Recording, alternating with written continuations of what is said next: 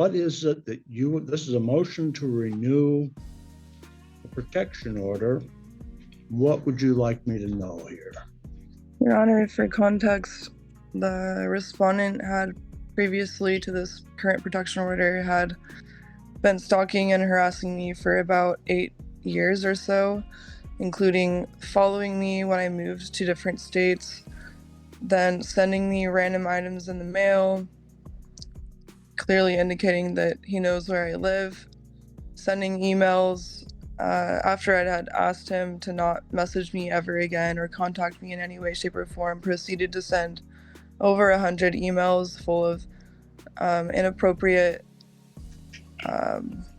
just paragraphs of like super graphic inappropriate stuff, including images that were AI generated of me being naked, and other pictures of himself. Probably there was a lot that I didn't look at because it was so disturbing and disgusting.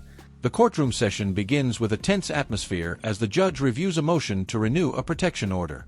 The petitioner is asked to explain why the order should continue, setting the stage for a deeply unsettling story. From the very first moment, it's clear this case involves years of fear, anxiety, and alleged harassment that refuses to fade away. So despite me asking to stop contact, there was like considerable harassment causing me to fear for my safety on a regular basis. Since then, there was the protection order that was granted last year, and the judge last year said that this is the type of behavior that results in like worse things happening, that I should like, what did he say?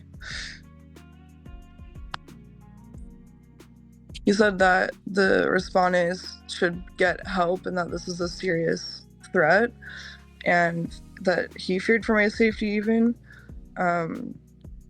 which was really validating because doing this whole process is like really scary. And the petitioner describes a disturbing pattern that spans nearly 8 years. She claims the respondent followed her across different states, sent unwanted items to her home, and continuously contacted her despite being told to stop. The repeated behavior created a constant sense of being watched, leaving her feeling unsafe in her own life. Really stressful. So I appreciated that the judge could clearly see that there was something wrong with how I've been treated by the respondent. Since then, when the protection order was granted, or last year when he was emailed the request to show up to court, even though he had already received it and seen it, still proceeded to send me another email, like further contacting me, even though he had received notice that he was to not contact me and come to court. So hence violating the temporary protection order that he was given. And I've also received like strange things in the mail. And so I have no way to prove that that was him, but that was something that he had done before. And to me, it feels like... As the testimony continues, the situation becomes even more alarming. The petitioner reveals that she received over 100 emails filled with graphic and inappropriate content, including AI-generated explicit images of her. Many of these messages were so disturbing that she avoided even opening them, highlighting the emotional toll of the harassment. If someone finds ways to like make me question my safety, even though there's a piece of paper that's supposed to protect me, but I can't prove, it causes a lot of anxiety and fear on a regular basis. I would really appreciate if this protection order could be renewed, because I don't think that if it were to go away, that the harassment would just stop. I think that it would either amp up or absolutely continue. If it happened for 8 years, it's not just gonna go away. All right, thank you. Mr. Ionescu, did I say that correctly? Yeah, it's pretty close. Ionescu. Ionescu. Yeah, it's a weird last name. Okay. Well, I try to get it right. All right. Okay. You are the respondent. This is your turn. What would you like me to know? Despite clearly asking for no contact, the harassment allegedly continued, causing ongoing fear and anxiety. The petitioner explains how this behavior made her feel unsafe on a regular basis, turning everyday life into a constant state of stress and uncertainty. Yeah. So first of all, I just want to point out I have maintained no contact. I've not violated the order in any way, and that's because I have moved on. And there's no need for renewal because there's no threat. There was actually never a threat to begin with. I mean, there was, I communicated and I over communicated with Ms. Berglund for a long time. Of course, all she heard is, oh, he's a psycho. Yeah, look, I could sit here and I could, huff and puff about the exaggerated claims and like the false narratives that she constructed in her report. like they did. I moved to states to be closer to her. I moved to California because my two best friends moved to Silicon Valley, and I was. She recalls how a previous judge recognized the seriousness of the situation, warning that such behavior could escalate into something more dangerous. That validation brought her some relief, but the fear remained, reinforcing her belief that the threat is real and ongoing. Wanting to do a startup, I was working for a startup. Like, I didn't move there for her, okay? Like, that's absurd. So, I mean, she's just exaggerating and making all these claims, but at the same time, I do understand why she is, exaggerating everything that happened between us, because I scared her, okay? I did. I have to own up to that, I mean, last year, I tried to apologize, and the judge said I was trying to maintain a relationship with her. I just wanted to say, oh, sorry, but whatever. So look, I will absolutely leave her alone. To be honest with you, look, there was actually, some substance abuse involved in some of the emails that I sent her. And the only reason I was sending her all these emails was just because, for whatever reason, Your Honor, whatever reason. Even after a temporary protection order was issued, the petitioner claims the respondent continued to make contact. She describes receiving another email despite the legal restriction, along with suspicious items sent to her home, which she believes may be connected to him.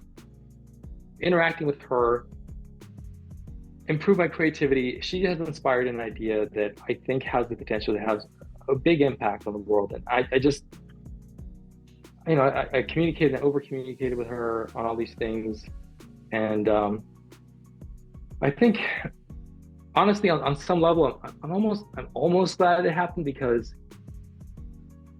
it led me to, well, things got much worse before they got better, especially after the video from last year. This trial went viral, and I started getting like all of my social medias were just attacked on the internet. I was attacked as people were in my comments, and I had to turn all my social medias private.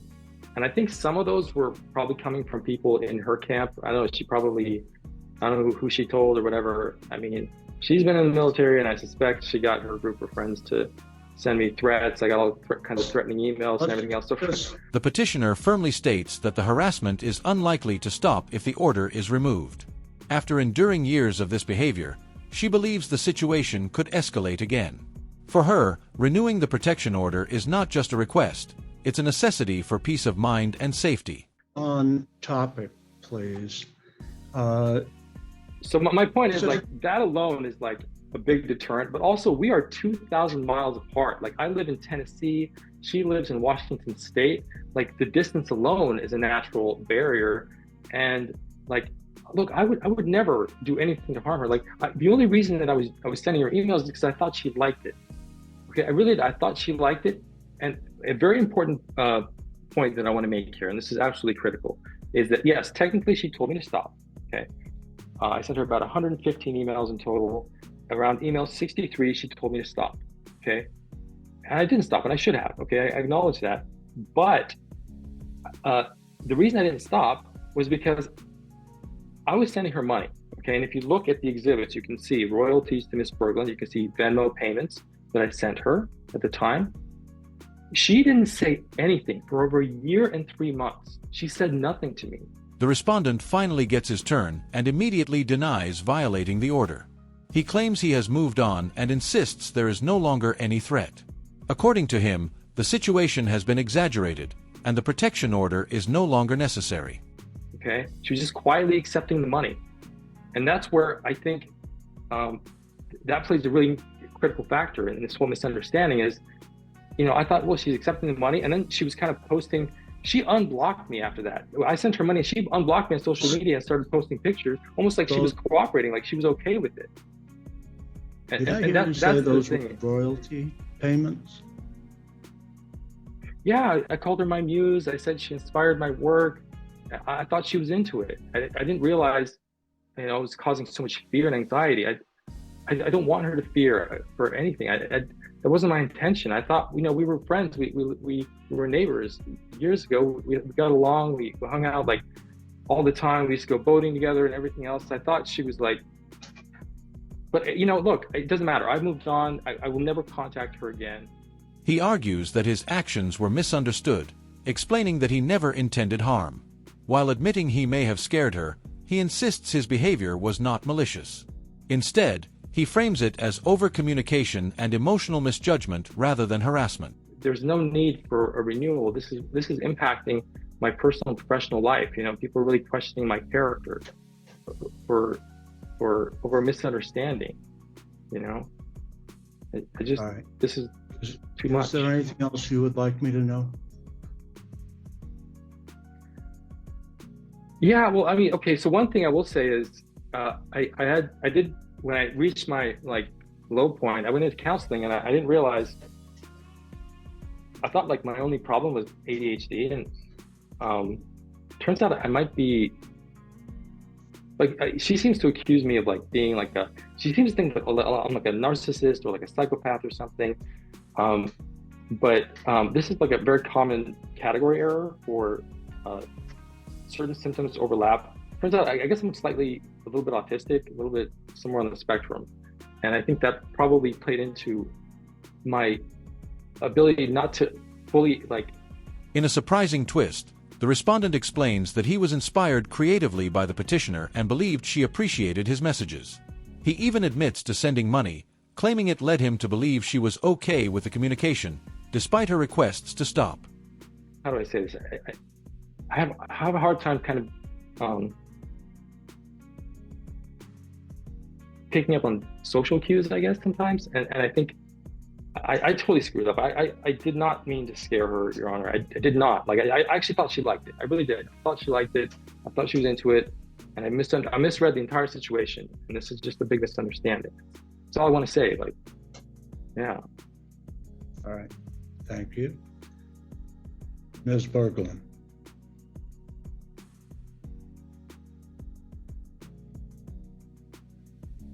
And you don't have to say anything, but if there is anything you want to say to wrap it up, it's your turn again. Your Honor, I don't think there's really much for me to say other than that.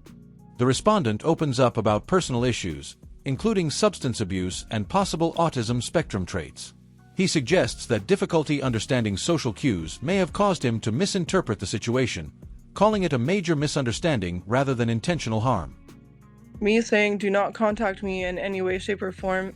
If I am contacted, I will be considering it harassment is pretty clear and not that easy to misunderstand. And I believe in your ability to judge the situation, Your Honor. All right, thank you.